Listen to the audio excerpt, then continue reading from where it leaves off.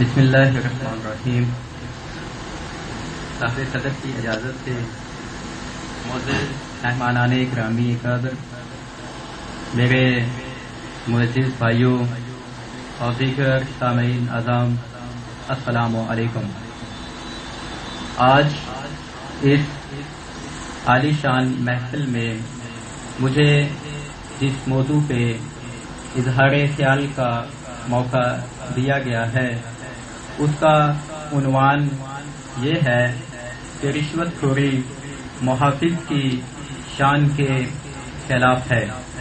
معزز سامعین اعظام، رشوت بنیادی طور پہ حرام کو حلال، ناجائز کو جائز، غاصب کو حقدار قرار دینے کے لیے وہ منفعت کا نام ہے جو کسی بھی شکل میں بیچ میں آتی ہے۔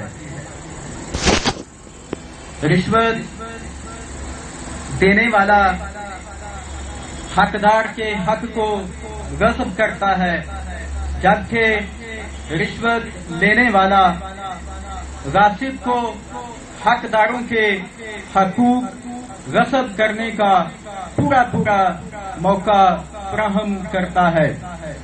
معزز سامعین اعظام، دوسرا لفظ اس عنوان میں محافظ ہے۔ اگر ہم اس لفظ کی وسعت کو دیکھیں تو ہمیں اس دنیا میں سب سے بڑا محافظ جس شکل میں نظر آتا ہے اس کا نام ہے پیغمبر آخر الزمان حضرت صلی اللہ علیہ وآلہ وسلم، جس نے اللہ تبارک و تعالی کے کلام کو ہم تک بالکل اسی شکل میں منتقل کیا جس شکل میں اللہ تبارک و تعالی نے اس قرآن کو نازل کیا تھا۔ اسی وجہ سے میں اس عنوان کو اور کھولتا ہوں۔ ہمارے یہاں بیٹھے ہوئے صحافی حضرات یہ بھی محافظ ہیں اپنے شعبے کے، یہاں پہ بیٹھے ہوئے پولیس افسران یہ بھی محافظ ہیں اپنے شعبے کے۔ معزز سامعین، میں چاہوں گا چند ایک مثالوں سے اپنے موضوع کو وسعت بخشوں۔ میں اسٹوڈنٹ تھا اور ایک تھانہ میں مجھے جانے کا موقع ملا۔ وہاں پہ جو اے ایس آئی صاحب بیٹھے ہوئے تھے، میں نے ان سے کہا جناب میں کمرے میں آنے کی اجازت چاہتا ہوں۔ انہوں نے مجھے کہا او بے شرم ادھر کھڑے رہو، آپ کو پتا نہیں میں کھانا کھا رہا ہوں۔ تو میں نے کہا جناب میں نے کھانے سے زیادہ ضروری بات آپ کی خدمت میں عرض کرنی ہے۔ اس نے اٹھا اور آ کے میرے منہ پہ ایک تماچا لگایا اور مجھے کہا کہ میں اسی کھانے کے لیے پولیس ڈپارٹمنٹ میں بھرتی ہوا ہوں، لیکن مجھے بھی میری ماں نے حلال رزق کھلایا تھا۔ میں نے اے ایس آئی کو یہ کہا تھا کہ آپ بھول گئے ہیں، آپ کھانے کے لیے، آپ روزی کے لیے اے ایس آئی بھرتی نہیں ہوئے ہو، بلکہ یہ رزق آپ اے ایس آئی نہ بھی ہوتے تو آپ کو ملنا تھا۔ آپ فریض منصبی کی ادائیگی کے لیے اے ایس آئی بھرتے ہوئے تھے۔ جب آپ اپنے فرض سے غفلت برت رہے ہو، آپ میری بات ہی نہیں سن رہے ہو، میں کیا کہنا چاہتا ہوں، تو کیا آپ اپنے منصب کا صحیح حق ادا کر رہے ہو؟ مجھے کہتا ہے بڑے جوشیلے لگتے ہو، کیا کام ہے آپ کا؟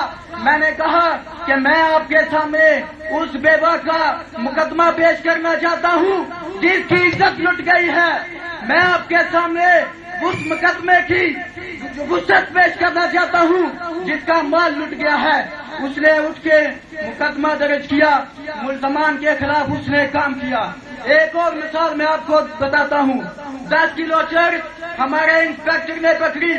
صحافی نے جس کے پاس چرس تھی اس پہ سے پیسے لے کے یہ لکھا کہ یہ جو چرس والا تھا اس نے معافی مانگ لی تھی، یہ تھانہ میں چرس پیش کرنے گیا تھا، معافی مانگنے گیا تھا، تو کیا یہ جواز بنتا ہے؟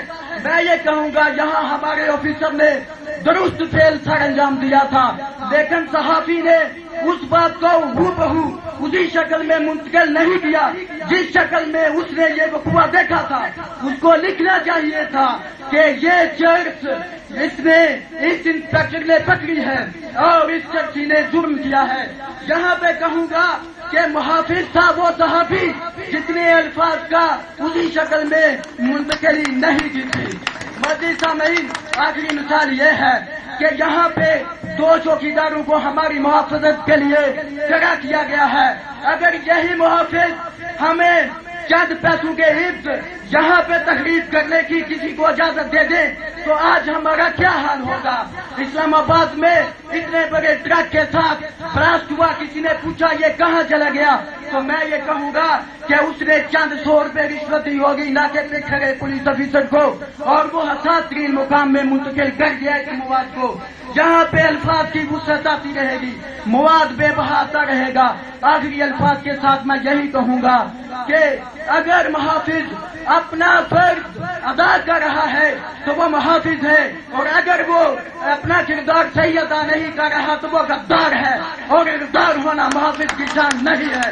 وما علینا الا البلاغ المبین.